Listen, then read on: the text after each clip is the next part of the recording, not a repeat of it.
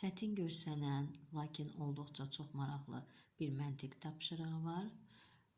Yəni bu məntiq tapşırığı da magistraturaya, iş yerlərinə hazırlaşanlar üçün, yuxarı siniflər üçün nəzərdə tutulmuşdu.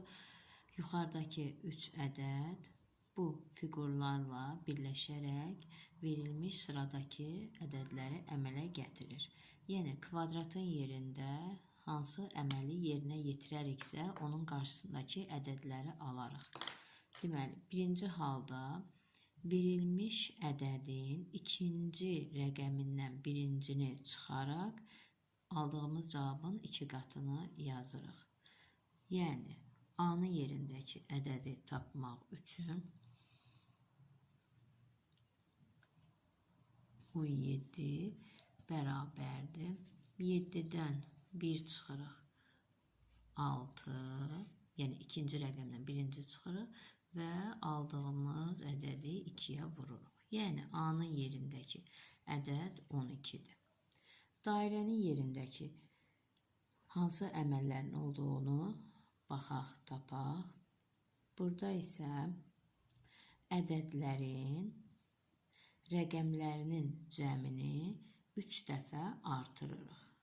4-ün üzərinə 9 gəlsə 13, 13-ün 3 qatı 39.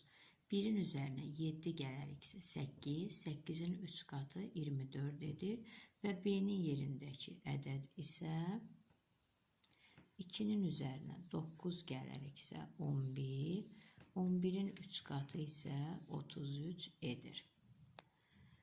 Növbəti romba baxaq. Burada isə verilmiş ədədlərin rəqəmlərinin hasilinin üzərinə 1 əlavə etsək, onun qarşısındakı ədədləri tapmış oluruq. 2 ilə 9-un hasili 18, 18-in üzərinə 1 gəlsək 19 edir. 1 ilə 7-nin hasili 7, 7-nin üzərinə 1 gələriksə 8 edir. C-nin yerindəki ədəd isə 4 dəfə 9-un 36, 36-nın üzərinə 1 gəlsək 37 edir. C-nin yerindəki ədəd 37-dir.